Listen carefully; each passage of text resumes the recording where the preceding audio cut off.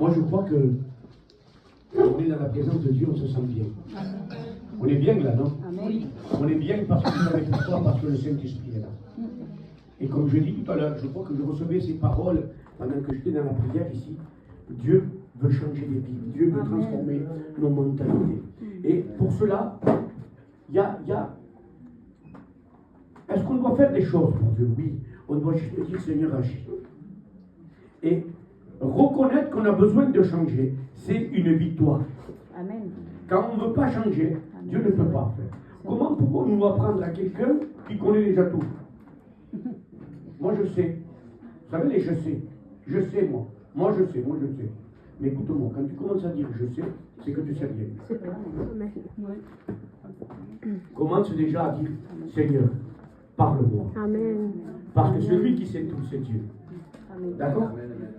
Alors, je ne sais pas si vous avez vu ce que passe ma soeur tout le temps, notre soeur Jolie Rose, que je voulais remercier par la même occasion, pour ces belles, comment on appelle ça? Publications qu'elle fait. Et où elle a mis ce titre avec même David était beau sur la photo. Elle arrive à faire des miracles. Il n'est pas là, j'en profite. Le titre aujourd'hui, c'est Perds pas ta vision malgré les circonstances. Parce qu'on aurait vite tendance à perdre la vision, vite tendance à perdre le bon sens et partir sur un autre chemin, peut-être plus facile, peut-être plus agréable, peut-être un chemin qui va mieux convenir. Enfin, du moins, c'est ce qu'on croit. Vous connaissez tous l'histoire de Joseph. Vous l'avez peut-être entendu prêcher plusieurs fois dans votre vie de chrétien. Et si vous ne l'avez pas entendu, eh bien aujourd'hui vous allez l'entendre. Le prénom Joseph se dit en hébreu Yosef. Il a une signification merveilleuse, ça veut dire que l'Éternel ajoute ou il enlève. C'est la signification de ce beau prénom Yosef en hébreu. Il était le fils aîné de Jacob par Rachel. Mais il y a quelque chose de particulier, c'est que pour Rachel, sa mère, ce garçon représente réellement la bénédiction qui montre que Dieu ne l'a pas oublié et que Dieu l'a rendu féconde à Rachel.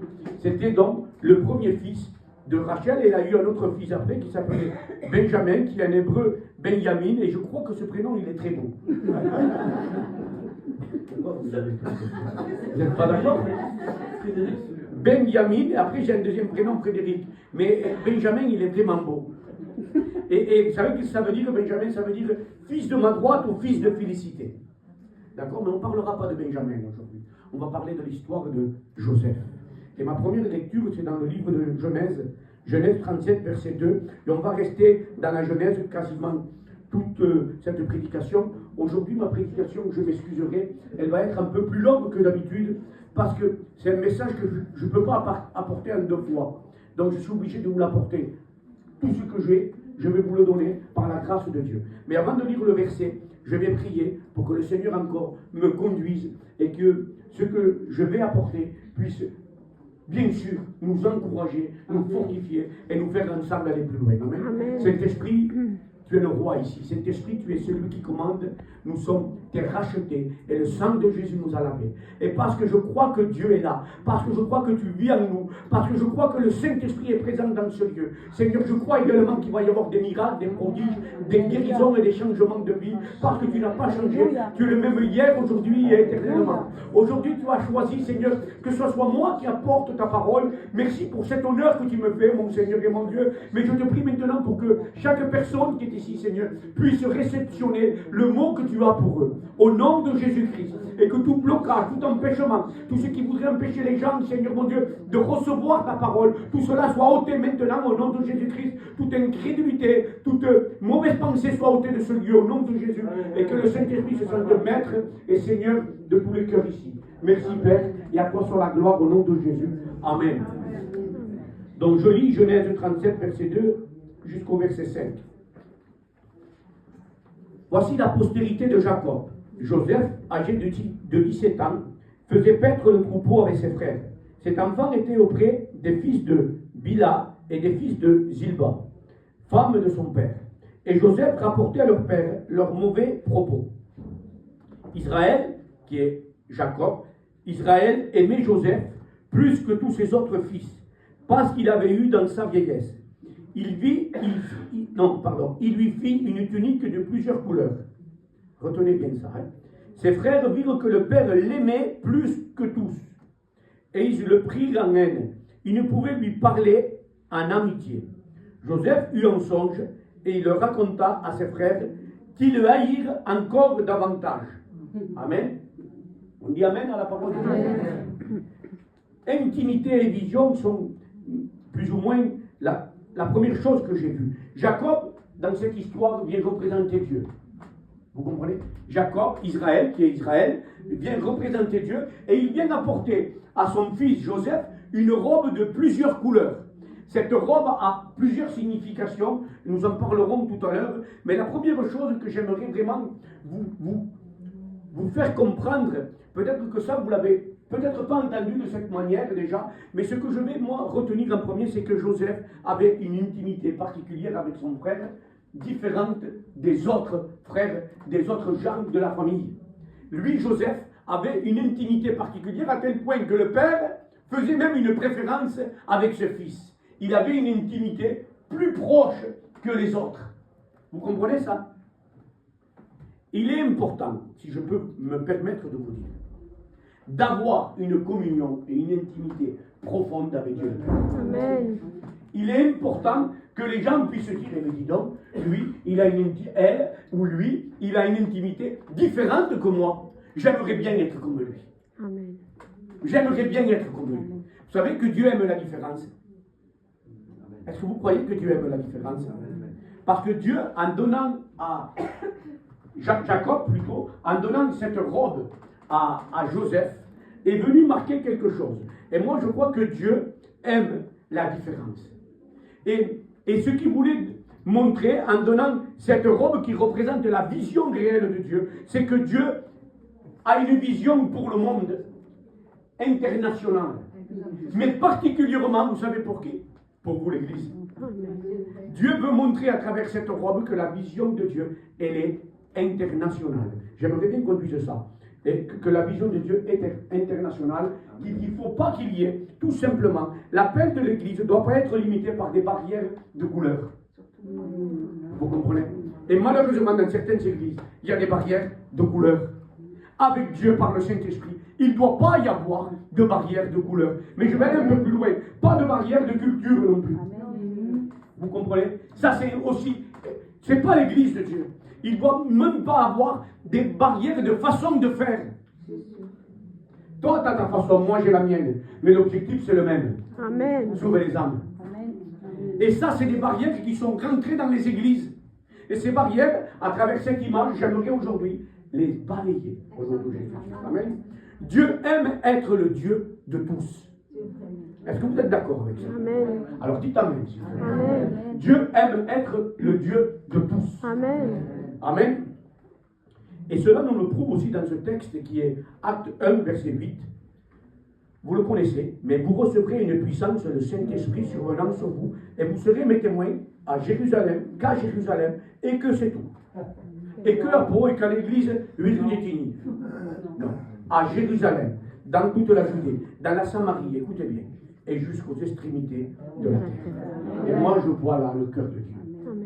Je vois les extrémités de la terre, parce que Dieu a l'œil sur toute la terre, et non pas seulement que sur Huile-Détigny, ou sur telle église ou telle église. Dieu est Dieu de tout le monde. Amen. Amen. L'appel de l'église, ce n'est pas de la fermeture. L'appel de l'église, c'est avoir une vision plus large. Le cœur de Dieu est un cœur large, qui peut rentrer. Tout le monde peut rentrer dans le cœur de Dieu. Et l'église doit être comme le cœur de Dieu. Amen. Large au sens large. Dieu est quelqu'un qui aime la diversité, si je peux me permettre de dire.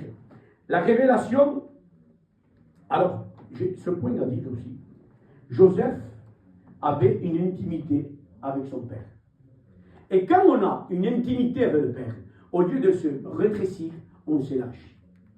C'est-à-dire au lieu de devenir petit, au lieu de voir que notre intérêt, au lieu de voir que notre nombril, si je peux me permettre de dire ça, on vient et on s'élargit. On voit l'international, on voit la population, on aime tout le monde. Et on ne limite pas l'Église dans de la petitesse juste ethnique.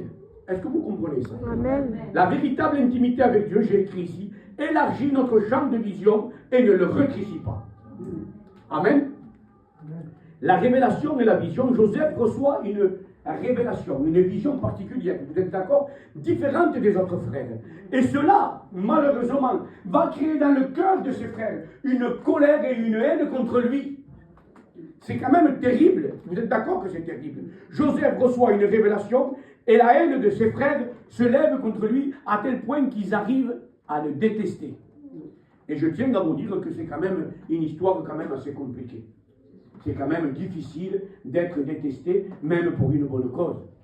Vous êtes d'accord? Qui c'est qui aimerait être détesté? Personne n'a envie d'être détesté. Et c'est difficile d'être détesté. C'est quand même compliqué. Joseph était quelqu'un qui vivait dans l'humilité. Pourquoi? Parce que l'humilité vient nous élever. Amen. Pourquoi Joseph était élevé? Parce qu'il vivait dans l'humilité. Et quand on vit dans l'humilité, on est élevé. Mais l'orgueil vient nous faire chuter et nous arrive à nous mener dans un chemin de dérive sectaire et fermé. C'est pour ça que je dis Dieu est une personne au sens large et non pas une personne sectaire et fermée. Et quand on a l'intimité avec lui, on devient également comme ça. On ne devient pas sectaire et fermé parce qu'on marche dans l'humilité. Dites Amen. Amen. Quand on marche, écoutez bien, dans l'humilité, Dieu nous élève au-dessus des autres. Et les orgueilleux viennent nous attaquer. Les orgueilleux ne supporteront pas si tu t'élèves au-dessus d'eux. Mais l'homme humble, s'il te voit au-dessus, qu'est-ce qu'il va faire? Il va venir te dire comment je dois faire. Il va te demander de l'aide et non pas essayer de te rabaisser. C'est ça le véritable sens que nous devons avoir dans nos vies. Parce que les sentiments, il y a parfois dans certains cœurs des sentiments d'orgueil, de jalousie. Et je tiens à le dire clairement, les sentiments de jalousie et d'orgueil sont des sentiments diaboliques. Vous savez qu'est-ce qui s'est passé dans le ciel un jour? Le diable, le ciel a été percé par un esprit d'orgueil et de jalousie. Et qu'est-ce qui s'est passé? Le diable a été précipité. Pourquoi? Parce qu'il a été jaloux et a voulu être au-dessus de Dieu. Vous comprenez ça? Alors il a été précipité. Et ce que je tiens à dire, c'est que malheureusement, les cœurs mal affermis, ou les églises mal affermies, qu'est-ce qui se passe? L'orgueil va s'infiltrer aussi, la jalousie va s'infiltrer aussi, puisque ça s'est infiltré dans le ciel. Pourquoi ne tenterait pas de l'infiltrer aussi dans l'église? Vous comprenez? Alors c'est pour ça qu'il est important de refuser toute forme d'orgueil ou de supériorité. Nous sommes tous des enfants de Dieu. Et la présence de Dieu habite en toi comme elle habite en moi. Je suis pasteur, mais toi tu es enfant de Dieu. Amen. Tu es fils et fille de Dieu. Oui, Dieu m'a donné les capacités de chasser les démons au nom de Jésus-Christ. Mais toi aussi, puisque tu as l'Esprit de Dieu en toi. Amen. C'est pas le ministère qui nous donne des capacités. Le ministère, il vient de Dieu. Tout le monde n'est pas appelé au ministère, mais tout le monde est appelé fils de Dieu. Amen. Et dans le ciel, il n'y aura pas de ministère. Amen. Vous comprenez? Dans le ciel, on sera tous unis, sans couleur, on sera tous égaux, si je peux me permettre de dire. Amen. Regardez ce texte. Jacques 3, versets 13 à 18. Lequel d'entre vous est sage et intelligent, qu'il montre ses œuvres par une bonne conduite avec la douceur de la sagesse. Mais si vous avez dans votre cœur, écoutez bien, un zèle amer et un esprit de dispute, ne vous glorifiez pas et ne mentez pas contre la vérité. Écoutez ceci maintenant. Cette sagesse n'est point celle qui vient d'en haut, mais elle est terrestre, charnelle, diabolique. Car là où il y a un zèle amer et un esprit de dispute, il y a du désordre et toutes sortes de mauvaises actions. La sagesse d'en haut est premièrement pure, ensuite pacifique, modérée, conciliante, pleine de miséricorde et de bons fruits, exempte de duplicité et d'hypocrisie. Le fruit de la justice est semé dans la paix pour ceux qui recherchent la paix. Que l'Éternel, j'ai envie, que Dieu réprime dans l'Église toute espèce de jalousie et d'orgueil au nom de Jésus. Amen. Amen. Tout esprit de division, tout esprit de colère soit chassé de l'Église au nom de Jésus. Amen. Mais que l'Église puisse porter ce fruit merveilleux qui est le fruit de la paix. Amen. Nous sommes appelés à répandre la paix. Dites Amen, mes frères et mes Amen. sœurs. Alléluia.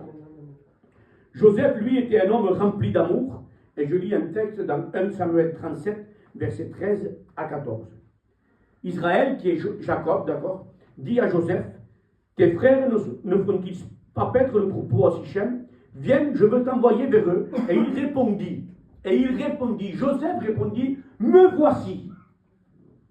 Israël lui dit, va, je te prie, et vois si tes frères sont en bonne santé, et si le troupeau est en bon état, et tu m'en apporteras des nouvelles. Il envoya ainsi de la vallée d'Hébron, et Joseph alla à Sichem. Là, je suis en train de voir obéissance et amour. Joseph ne cherche pas à comprendre. Son père l'appelle, il lui dit, va voir tes frères qui sont à tel endroit, va veiller sur eux, va voir s'ils ont besoin de quelque chose, va voir s'ils sont en santé, va voir s'ils ont des difficultés, des problèmes. Qu'est-ce que fait Joseph? Il prend et il obéit à ce que son père lui demande. Malgré les circonstances, il savait bien que ses frères ne pouvaient pas le voir. La Bible dit qu'il lui parlait, il ne pouvait pas lui parler avec amour, il lui parlait tout le temps méchamment. Mais Joseph ne cherche pas à comprendre. Il dit, mes frères ne m'aiment pas. Mon père m'envoie, j'obéis. Vous rappelez-vous de Gethsémani, quand Jésus a dit, Père, non pas ma volonté, mais la tienne. C'est exactement la même chose qu'a fait notre cher Joseph en disant, Père, non pas ma volonté, plus que tu m'envoies, j'y vais. Amen. C'est la même chose, mes frères et sœurs, pour chacun de nous. Des fois, le Seigneur me demandera peut-être d'aller voir quelqu'un qui ne m'aime pas. Quelqu'un qui est agressif, quelqu'un qui est méchant, quelqu'un qui me critique. Mais moi, je dirai à Dieu, avec l'aide du Saint-Esprit, oui, Père, je vais y aller. Amen. Alléluia. Parce que ma main peut sauver quelqu'un, mais la tienne aussi. Amen. Amen. Il y a dans Joseph de l'amour. Et cette attitude, elle est merveilleuse. Parce que cette attitude va lui permettre justement de grimper les échelons. On veut grimper les échelons, sachant nous humilier. On veut aller plus loin avec Dieu, sachant nous humilier. Parce que c'est facile de vouloir monter tout de suite en haut. Mais pour monter en haut, il faut savoir se baisser en bas. Allez, c'est beau ce que je dis. C'est très français. Je parle bien le français. Samuel 37, 18 nous montre quelque chose, c'est qu'ils reconnaissent Joseph arrivé. Ses frères le reconnaissent, ils s'approchent de lui, et ils le reconnaissent avec cette belle robe,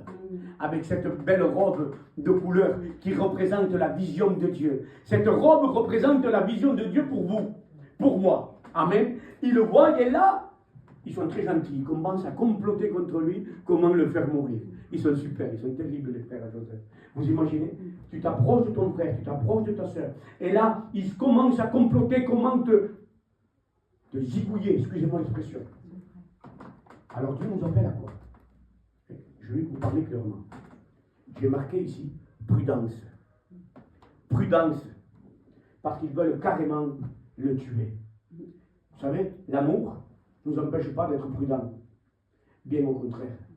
Dans Matthieu 10, verset 7, il nous dit, soyez prudents comme le serpent et simples comme la colombe. Ça veut dire qu'il faut faire attention quand on s'approche de certaines personnes, malgré qu'ils soient nos frères, que Dieu nous appelle à les aimer, mais ça ne veut pas dire qu'il faut leur faire toute confiance. L'amour, c'est le pardon, et l'amour, c'est immédiat. Mais la confiance, excusez-moi, ça se gagne. Quand quelqu'un nous a roulé dans la farine une fois, 2 fois, 3 fois, 4 fois, nous devons faire quoi? Nous devons être prudents avec cette personne. Ça ne veut pas dire qu'on ne doit pas continuer à l'aimer et tenter de l'en sortir. Mais soyons prudents, ne lui confions pas nos finances s'il nous a volé 2 ou 3 fois. Parce que ça serait, de notre part, ça serait appelé maintenant de la folie. David, il m'a volé 500 € que je lui ai prêté l'autre fois. 3 jours après, je lui dis, garde-moi ces 500 €. Et il me les revole une autre fois. Ah ben moi je suis très tellement spirituel que je lui redonne 500 €. Mais c'est de la folie, Benjamin, que tu es en train de faire. Sois prudent, aime-le, mais ne lui prête plus les 500 € parce que tu ne les verras plus. David, méfie-toi ce soir. Vous comprenez l'image que je suis en train de vous donner? que l'amour nous appelle aussi à la prudence. Parce que si on lui donne toujours, il restera dans sa position et il ne comprendra même pas qu'il doit changer. Par notre attitude, peut-être, on va lui dire non, ton attitude n'est pas correcte. Il pourra peut-être changer de cette manière. Vous comprenez ça? Alors je vais vous donner un conseil. Certainement que ses frères, ils voulaient le tuer. Vous savez pourquoi? Parce que Joseph avait une vision différente qu'eux. Il avait la véritable vision. Il avait reçu la révélation de Dieu de ce qu'il devait faire. Ses frères ne pouvaient pas supporter ça. Ils voulaient le tuer parce que la différence dérange. Si tu es différent, tu dérangeras. Si tu as reçu un appel spécifique pour faire quelque chose de spécial, tu vas déranger. Tu vas déranger ceux qui sont bien calés quelque part et qui n'ont pas envie de bouger. Parce que toi, tu vas faire plus qu'eux. Et ça dérange. Ça m'est arrivé. Alors pourquoi ça ne pourrait pas t'arriver aussi? Soyons prudents avec tout ça. Et je vous donne vraiment ce conseil. Mais par contre, j'ai un deuxième conseil. Quand quelqu'un ne voit pas les choses comme toi, ne le tue pas. Parce que Joseph ne voyait pas les choses pareilles que les autres. Il voulait le tuer. Mais nous pouvons aussi nous tomber dans ce piège-là. Alors nous devons faire attention. Quand quelqu'un a une façon de faire différente, ne le tue pas. Plutôt, je vais vous donner un conseil. Regardez. Je vais continuer. Et Samuel 37, 31, il y a quelque chose de merveilleux dans ce passage-là. Ils prirent alors la tunique de Joseph. Ayant tué un bouc, ils plongèrent la tunique dans le sang. Vous savez l'objectif de l'ennemi et l'objectif de ses frères, particulièrement dans cette image, c'était de voler la tunique. Ils l'ont volé, ils l'ont trempé dans le sang, ils l'ont amené sans aucun regret vers le père Jacob. Il lui dit, voilà, ton fils est mort.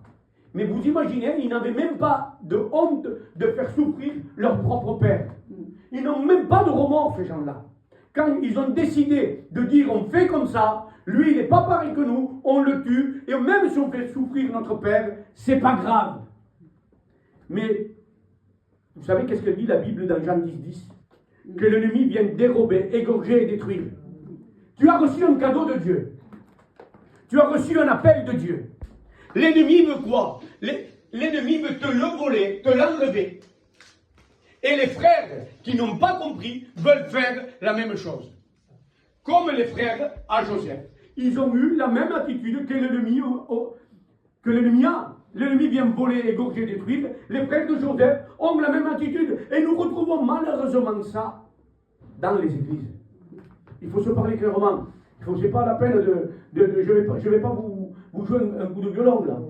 Vous comprenez? C'est la vérité. Ça, c'est une image des frères et sœurs de l'église qui veulent tuer d'autres frères et sœurs parce qu'ils ne font pas pareil que moi. Ah, parce que c'est moi seulement qui ai la vérité. C'est moi qui connais tout. Mais non, mon frère, c'est une erreur.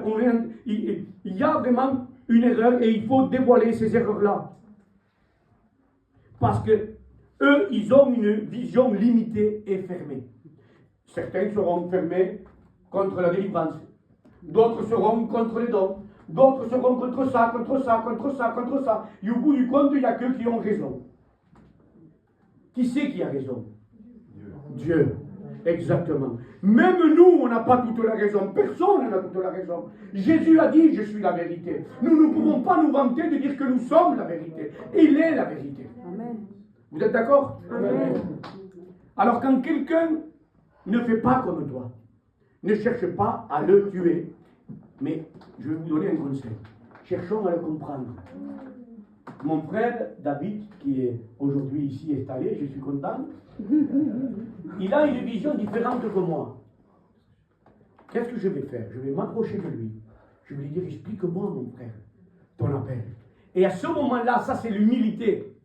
Je vais comprendre sa vision. Lui va comprendre la mienne, lui va apprendre de moi, et moi je vais apprendre de lui. Amen. Et ensemble on va avancer. Mais si parce qu'il n'a pas la même vision que moi, je cherche à le tuer, je deviens un pécheur. Et les tueurs n'hériteront pas le royaume de Dieu. Par contre, si je cherche à comprendre, je suis sûr que tous les deux, ou vous ici, on pourra faire plus si on cherche à se comprendre, même si on ne fait pas exactement la même façon. Vous êtes d'accord? Parce qu'on va apprendre l'un de l'autre. Quand on croit avoir l'absolue vérité, on est en danger. On est en danger. Parce que, comme j'ai dit tout à l'heure, on ne peut pas apprendre à celui qui sait tout. Mais celui qui ne sait rien, il apprendra toujours. Et ça s'appelle l'humilité. De regarder toujours l'autre plus haut que toi, tu pourras apprendre toujours de celui qui est en haut. Mais de celui que tu regardes comme ça, tu ne voudras même pas prendre une parole. Pourtant, c'est peut-être celui-là qui te donnera la parole de Dieu. Amen. Dites Amen. Amen. Dieu aime l'université. La tunique est le symbole que le Seigneur n'est pas venu seulement pour un seul peuple, mais également qu'il n'est pas venu seulement pour faire d'une seule manière. Écoutez bien, je répète parce que vous n'avez pas entendu.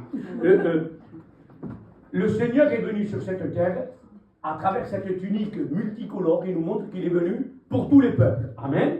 Mais aussi qu'il n'est pas venu seulement pour faire d'une seule manière. Amen. Pas seulement comme on est en train de faire ici. Il est peut-être venu aussi pour faire d'une autre manière ailleurs, pour une autre personne, pour un autre milieu. Amen. Et nous ne pouvons pas critiquer ceux qui font différemment que nous. C'est très important parce que certaines personnes, parce que tu ne fais pas pareil qu'eux, tu es critiqué et certains arrivent même à te diaboliser parce que tu ne fais pas pareil qu'eux. C'est dangereux et mauvais de faire ça. Il faut faire attention. Bien sûr, tant que tout est cadré par quelque chose de merveilleux qui est la parole de Dieu. Amen. Mais pas que. Je vais vous surprendre. Confirmé par le Saint-Esprit. Amen. Parce que la Bible nous dit que la parole doit être accompagnée de prodiges et de miracles. Amen. Leur parole sera accompagnée de prodiges et de miracles. C'est comme ça qu'on reconnaît si la personne est dans la parole et qu'elle vit dans l'esprit. Amen. Vous comprenez? Alors, s'il y a un endroit qui fait différemment que nous, mais qu'il y a des conversions, des baptêmes, des délivrances, des guérisons, eh bien, gloire à Dieu. Amen. Gloire à Dieu. Peu importe la manière, ce qui compte, c'est le résultat. Peu importe si toi t'aimes le bleu et que moi j'aime le blanc ou le rouge, l'important c'est qu'on arrive au ciel. Amen. Vous comprenez? Vous êtes d'accord avec tout ce que je vous dis? Amen. Amen. Merci Anna. Joseph a vécu, lui, le prophétique. Il a vécu le surnaturel de Dieu. Et je le dis encore une fois, quand on vit le prophétique, le miraculeux de Dieu, quand on vit le surnaturel de Dieu, cela va créer des jalousies. Parce que ça dérange. Je le répète. La vision crée pour Joseph une séparation avec ses frères. Car certains frères et sœurs ne peuvent pas comprendre le progrès de l'évangile. Pourquoi? Parce qu'ils se limitent l'action de Dieu sur leur théorie et leur expérience. Mais je vais vous dire quelque chose. La théorie biblique est figée. Mais l'Esprit de Dieu est illimité. Je répète. La théorie biblique est figée, mais l'Esprit de Dieu est illimité. Il peut des fois nous demander de faire des choses qu'on n'a jamais fait. Et là, c'est une action de Dieu qui n'est pas une doctrine à établir, mais Dieu peut agir de manière différente quand il veut, où il veut. Amen. Je vais vous dire une chose. Le mouchoir de Paul guérissait les malades. Alors si moi je vous donne un verre d'eau et que je dis Seigneur guéris-la à travers ce verre d'eau, Dieu peut le faire aussi. Amen. Si c'est une inspiration du Saint-Esprit. Vous comprenez? Voilà des choses qui ne sont pas théoriques. C'est pratique et particulier sur le moment. Vous comprenez? Il ne faut pas en faire après que tout le monde se mette à boire un verre d'eau. C'est pas du tout ça. C'est une révélation de l'esprit sur le moment. Amen. Et des gens vont te dire que tu es diabolique parce que tu fais ça. Mais Paul l'a fait. Alors si Paul l'a fait, moi aussi je peux le faire. Parce que Paul avait été animé du même esprit que chacun de nous ici. Amen. Dites Amen. Amen. Ne limitons pas Dieu à notre propre expérience. Parce que des fois, beaucoup de chrétiens limitent Dieu à ce qu'eux ont vécu. Si moi j'ai mal vécu l'évangile, je vais te faire mal vivre l'évangile. Non. Ce n'est pas mon expérience qui compte. C'est ce que Jésus a fait pour nous. Amen. Amen. L'ennemi voudrait nous limiter à des petitesses. Un petit Dieu donne une petite vision. Un petit Dieu donne des petites choses. Mais moi, mon Dieu que j'ai, ton Dieu que tu as, c'est un Dieu qui est grand et qui est illimité. Vous voyez ici, on a une petite salle. Mais moi, je veux une grande salle. Vous savez pourquoi? Parce que mon Père que j'ai dans les cieux, il est grand. Amen. Et ce Père qui est dans les cieux habite en moi. Il habite en vous. Et il va nous donner ce qu'on a besoin. Amen. Vous êtes d'accord avec ça? Amen. Ne limitons pas Dieu à des petites choses. Parce que les frères fermés ne le comprennent pas. Les frères de Joseph, ils ne comprennent pas la vie et la vision de Joseph.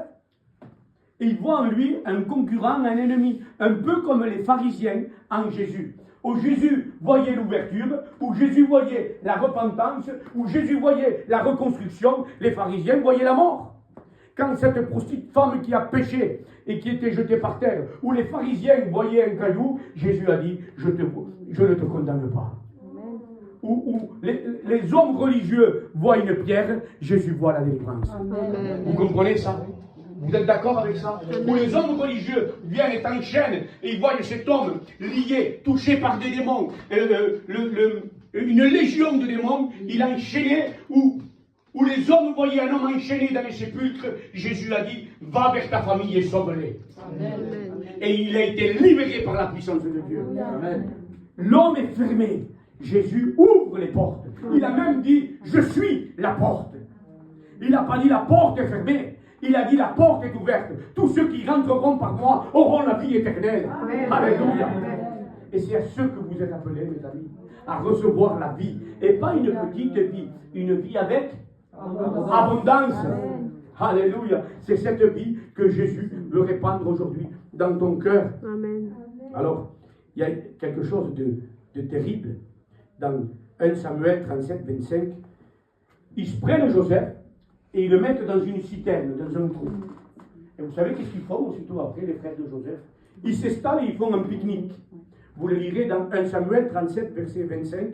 Ils se mangent tranquilles, comme s'ils n'auraient rien fait. Leurs propres frères, ils le prennent, ils le jettent dans un trou, ils se disent cool. Allez, venez les gars, on va manger. Vous vous rendez compte jusqu'à où ça peut aller? La colère et la haine, la méchanceté. Et jeter son propre frère et lui faire du mal. Alors, c'est quelque chose qui est difficile à comprendre. Ils n'ont même pas été repris dans leur conscience. Alors, mon deuxième point, enfin, blessure. Tu as peut-être vécu ces drames-là, ces drames du rejet, ces drames qui t'ont fait tellement souffrir, tu les as peut-être vécus. Tu as peut-être dans toi-même vécu cette situation, tes frères, ta famille, tes sœurs, tes amis, je vais aller même dire ton pasteur, je vais aller même dire ton église t'a jeté et ils t'ont mis au fond de la citerne. Ils t'ont mis au fond d'un trou. Parce que tu sais pourquoi ils ne te comprennent pas. Comme ses frères ne comprenaient pas Joseph, peut-être qu'à toi non plus ils ne te comprennent pas. Parce que tu as reçu peut-être quelque chose de particulier qui a besoin de se développer. Tu comprends ça? Alors, si tu as vécu cela, écoute-moi, cette parole, elle est pour toi. Elle est pour toi. Elle est pour toi. Cette parole, elle est pour toi aujourd'hui. Et j'ai un premier conseil à te donner ici. Si tu as vécu le rejet dans ta famille, si tu as vécu le rejet dans ton église, si tu as vu des situations difficiles dans ta vie, je vais te donner un conseil hyper important. Ne te révolte pas. Ne te révolte pas. Ne te révolte pas. Suis l'exemple de cet homme, Joseph. Ne te révolte pas parce qu'en plus, j'ai une bonne nouvelle. J'ai une bonne nouvelle. Le bras de Dieu n'est pas trop court pour te sauver. Amen. Ésaïe 59, verset 1 nous dit, non, la main de l'Éternel n'est pas trop courte pour te sauver, ni son oreille trop dure pour t'entendre. Tu as peut-être crié, tu as peut-être dit, pourquoi on me jette? Dieu t'a entendu. Dieu t'a vu, et aujourd'hui il te dit, ma main n'est pas trop courte pour te sauver. Amen. Plus grande et plus profonde sera ta citerne. Plus profond sera le trou où tu es tombé. Écoute-moi, ce que je vais te dire. Plus grande sera la bénédiction. Amen. Plus glorieuse sera la bénédiction. Amen. Les yeux de la foi ne voient pas le trou. Même si on est conscient de la situation, parce qu'on n'est pas devenu fou, parce qu'on est devenu chrétien, on est conscient que la situation est délicate. Mais ne regarde pas la situation, regarde ton Dieu. Amen. Parce que si ta situation est grande, ton Dieu est plus grand que ça. Amen. Alors je t'invite à quoi? Ne perds pas la vision. Ne perds pas la vision. Ne regarde pas la situation Mais regarde que Dieu t'a appelé et que Dieu t'a donné une vision, quelque chose à accomplir. Parce qu'écoute-moi, perdre la vision, écoute-moi, perdre la vision égale la mort. Parce que le péché, vous savez qu'est-ce que c'est? C'est rater son but. Et le plus grand des péchés, c'est perdre l'appel, la vision de Dieu. C'est détourner du projet de Dieu dans ta vie. Ne perds pas la vision, parce que perdre la vision, c'est mourir. La main de Dieu, écoute-moi, a un projet de reconstruction merveilleuse au-delà de ton imagination. Romains 11, 29 nous dit, écoutez bien ce passage, car Dieu ne se repent pas de ses dons et de son appel. Si Dieu t'a donné un appel, eh bien, il reste pour toujours. Il te suffit à toi de dire oui, je reçois et je vis l'appel de Dieu. Amen. Romains 8, 28 nous dit, nous savons du reste que toute chose concourt au bien de ceux qui aiment Dieu, de ceux qui sont appelés selon son dessein. Amen. Et j'ai une question. Veux-tu vivre le destin de Dieu? Amen. Veux-tu vivre le destin de Dieu? Alors lève la main si tu veux vivre le destin de Dieu. Alléluia. Alors le destin de Dieu, il est pour toi gloire, gloire et gloire. Amen. L'amour de Dieu. 1 Samuel 37, verset 31. Nous voyons donc que ces frères méchants là, ils se prennent le sang du bouc et ils le mettent sur la tunique. Benjamin. Oui, c'est moi. C'est Genèse, c'est pas Samuel. Oui, pardon, excusez-moi. Et ils se mentent à leur père. Je viens de vous le dire tout à l'heure, sans honte, et ils font souffrir leur père. Mais ils ne savent même pas. Ils prennent la tunique, ils lui ont enlevé, je vous l'ai dit tout à l'heure, ils la volent. Ils la trempent dans le sang du bouc, ils ont tué un bouc, et ils vont vers leur père, ils leur disent, voilà, ton fils est mort, mais cette tunique multicolore est badigeonnée de sang. Et là, ils disent au père, ton fils est mort, ton fils préféré, celui qui t'aimait, celui qui avait une intimité avec toi, il est mort. Et ils n'ont même pas de cœur qui font souffrir leur père. Mais là, écoutez-moi. Là, c'est une victoire. Là, c'est une victoire. Parce qu'inconsciemment, ils ne savent pas qu'ils sont en train de prophétiser. Alléluia. Que Jésus-Christ est le Fils de Dieu et qu'il est venu pour le monde international. Et qu'il est venu pour toi. Alléluia. Que Dieu soit loué. Ils ne sont même pas conscients qu'ils sont en train de prophétiser la délivrance à travers le sang de Jésus. Amen. Et ils ne le savent même pas. Alors j'ai envie de te dire, les personnes qui t'ont fait du mal, ils ne savent pas qu'ils sont en train de servir Dieu. Ils ne le savent même pas. Ils sont en train de prophétiser ton avenir glorieux et ta destinée en Christ. Parce que tous ceux qui t'ont fait du mal, écoute-moi, eh bien, Dieu va prendre le mal qu'ils t'ont fait et il va à toi t'envoyer plus haut pour lui. Alléluia. Le sang de Jésus pour le monde entier. Alors moi, ça me rappelle un texte merveilleux. C'est Jean 3,16. Car Dieu a tant aimé le monde. Et ça, c'est l'appel de l'Église jusqu'aux extrémités de la terre. Amen. Le monde, c'est ça. L'appel de l'Église, c'est que toi et moi, on aille partout annoncer la vérité. Amen. Que Jésus est vivant. Alléluia. Joseph, un peu plus tard, il a été vendu à des Arabes qui passaient, à des Ismaélites, des Égyptiens qui passaient une caravane, peut-être que c'était des Gitans, je ne sais pas. C'est possible, des Arabes ou des Gitans, mais il n'était pas loin. Mais dans tous les cas, ils sont partis. Ils étaient en caravane. Oui. C'est les gens du voyage. Et là, ils amènent notre cher Joseph en Égypte, chez quelqu'un de très important en Égypte, Potiphar. Vous avez entendu parler de Potiphar. Potiphar, donc, et Joseph arrive dans cette maison, et qu'est-ce qu'il fait quand il arrive? Il commence à travailler en tant qu'esclave hébreu. Et où Joseph met les pieds, la bénédiction arrive avec lui. La maison de Potiphar, qui était un ministre, quelqu'un d'important, commence à être bénie. Ses plantes poussent, ses tomates deviennent plus grosses. Ses poules pondent des œufs toutes les 5 minutes. Tout est béni. Parce que Joseph est là. C'est pareil pour toi, mon ami.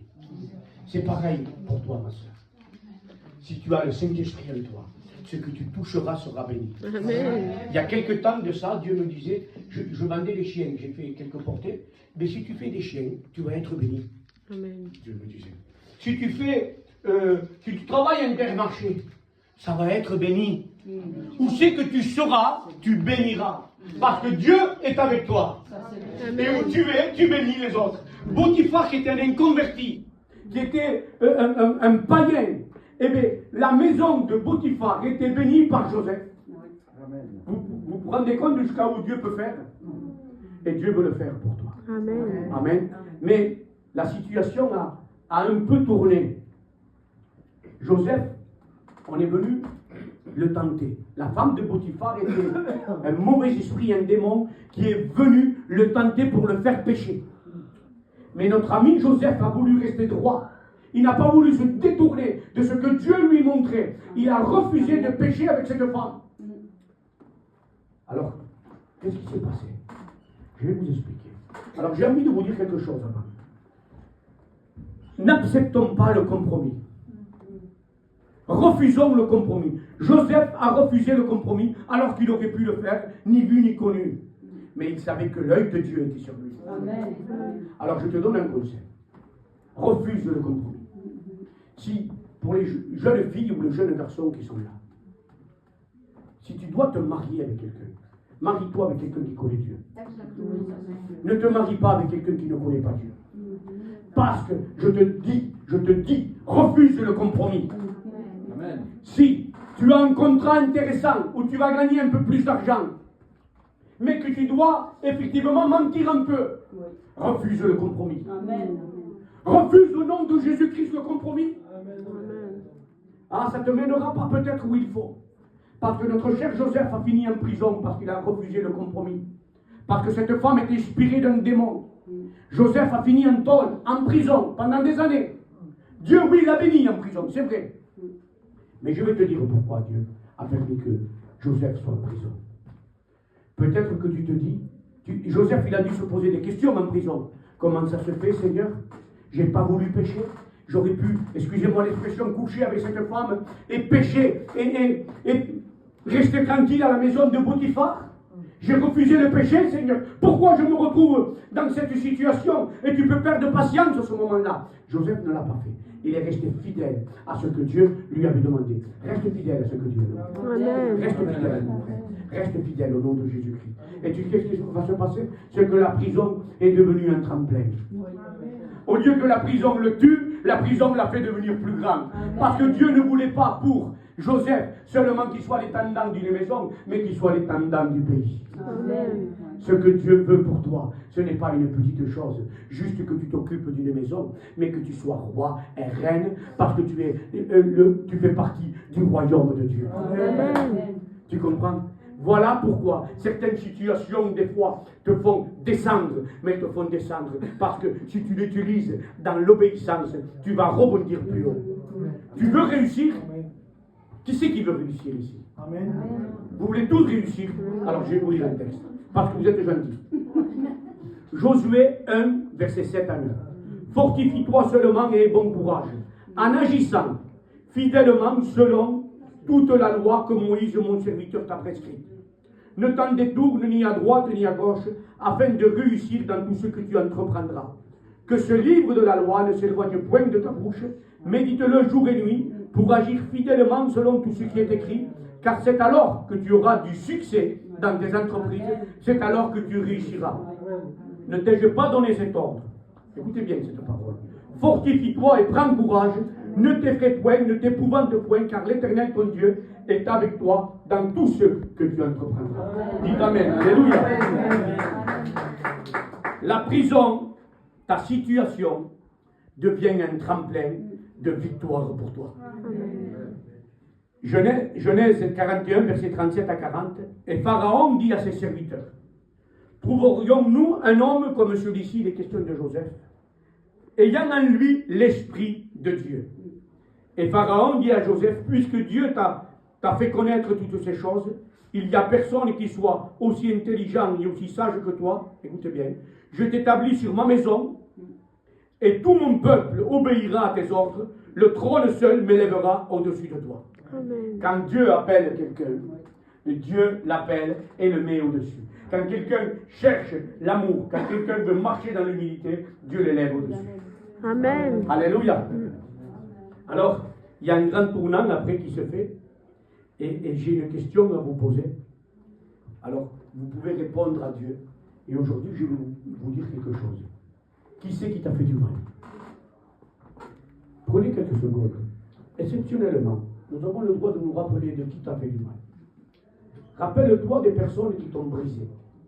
Rappelle-toi des personnes qui t'ont craché à la figure de mon Seigneur quelque part. Rappelle-toi la personne qui t'a mis un coup de couteau derrière le dos comme Judas. Rappelle-toi de la personne qui t'a insulté. Rappelle-toi de la personne dans l'église qui t'a méprisé. Rappelle-toi de lui aujourd'hui. Rappelle-toi de lui. C'est bizarre ce que je vous demande. Hein. C'est certainement bizarre ce que je vous demande. Vous me dire, ce pasteur, il n'est pas logique, il n'est pas normal. Je vais vous dire. Regarde, Joseph, on lui a fait du mal, mais Dieu l'a béni. Genèse 42:6. Joseph commandait dans le pays. C'est lui qui vendait du blé à tout le peuple du pays. Les frères de Joseph vinrent se prosternèrent devant lui, face contre terre. C'est lui qui t'a fait du mal. Celui qui t'a fait du mal viendra se prosterner à tes pieds et te demander pardon. C'est ce qui s'est passé. Tu sais pourquoi? Parce que tu as reçu une parole. Parce que tu as reçu une vision. Parce que tu as obéi à Dieu. Parce que tu veux rester dans le pardon. Parce que tu ne veux pas te venger. Tu rends Dieu responsable de ta vie et c'est lui-même qui se venge pour toi. Amen. Tu comprends? Parce que tu veux vivre dans la vérité de l'évangile. Tu rends Dieu responsable de ta vie et de ta situation et tu le rends responsable de toutes circonstances de ta vie. Vous savez qu'est-ce qui s'est passé? C'est qu'est-ce qui va se passer? C'est que Dieu va mettre à la famine, dans la famine, les personnes qui t'ont fait du mal. Et ils viendront à tes pieds. Ils viendront à tes pieds, honteux et confus. Mais tu sais qu'est-ce qu'on doit faire, nous? Les relever et leur donner à manger pour qu'ils reçoivent la bénédiction de Dieu. Amen. C'est ce qu'a fait Joseph et c'est ce que l'Église doit faire. Amen. Dites Alléluia. Amen. Il n'y a pas de compromis dans nos vies quand on dit Père, non pas ma volonté, mais la tienne. C'est l'attitude qu'a eu Joseph. Et je demande au Saint-Esprit que cette attitude demeure ici, dans nos cœurs et dans nos vies. Amen. Genèse 43:30 nous dit ceci. Ses entrailles, et il est question de Joseph, ses entrailles étaient émues pour son frère, il avait besoin de pleurer. Il entra précipitamment dans une chambre et il pleura. Vous voyez la réaction de Joseph, malgré qu'on l'a jeté, qu'on a voulu le tuer. Il était ému de compassion, parce que vous savez pourquoi? Parce qu'il savait que ses frères étaient plus malheureux que lui. Celui qui t'a fait du mal est plus triste et plus malheureux que toi. Amen. Parce que s'il ne l'est pas, le Saint-Esprit le permettra de le faire. Amen. Au nom de Jésus-Christ. Tu comprends? Alors je rentre dans la conclusion. Dieu est amour. Et il appelle son Église non à la vengeance, mais au pardon. Amen. Alléluia. Dieu t'a donné une vision. Dieu t'a donné un appel. Vis-le pleinement, je t'en supplie. Ne passe pas à côté de l'appel et de la vision de Dieu pour ta vie. Parce que tes catastrophes, écoutez bien, sont ton tremplin pour vivre la destinée de Dieu. Tes situations difficiles sont un tremplin pour que tu vives pleinement la destinée de Dieu pour ta vie. Le plan de Dieu s'accomplit maintenant et tout le mal que tu as vécu ne sera pas comparable à ce que Dieu a prévu pour toi. Amen. Alléluia. Et j'ai envie de te dire, reçois ces paroles. Et même grave-les dans ton cœur. Rappelle-toi tous les jours de ce que je suis en train de te dire. Amen. Perds pas ta vision malgré les circonstances. C'est le titre de mon message. Perds pas ta vision malgré les circonstances, parce que je le répète, perdre la vision égale la mort. Et je vais vous raconter une petite histoire. Karine va être contente. Je vais vous le lire. C'est l'histoire de l'aigle et le corbeau. Et on conclura, avant de prier, on conclura avec ça. Le seul oiseau qui picorera un aigle est le corbeau. Il s'assoit sur le dos de l'aigle et il lui mord le cou. Toutefois, l'aigle ne se bat pas avec le corbeau, il ouvre simplement les ailes et commence à s'élever plus haut dans le ciel. Plus le vol est haut, plus il est difficile pour le corbeau de respirer. Finalement, le corbeau tombe en raison d'un manque d'oxygène. Je ne sais pas si c'est vrai cette histoire, je ne sais pas si c'est une parabole, mais en tout cas, ça me parle. Mes frères, mes sœurs, si des personnes t'en veulent, si des personnes te font du mal, monte plus dans la prière, monte plus dans la relation, monte plus dans la communion avec Dieu. Et c'est eux qui lâcheront. Au nom de Jésus-Christ. Si les démons, les situations difficiles de ta vie te bloquent et t'empêchent, monte plus haut dans la présence de Dieu. Et tout va lâcher au nom de Jésus-Christ. Dites Amen. Alléluia. Gloria a su nombre. Je loue l'Éternel. On va prier ensemble maintenant. Parce que je sais que ce message a parlé à tout le monde.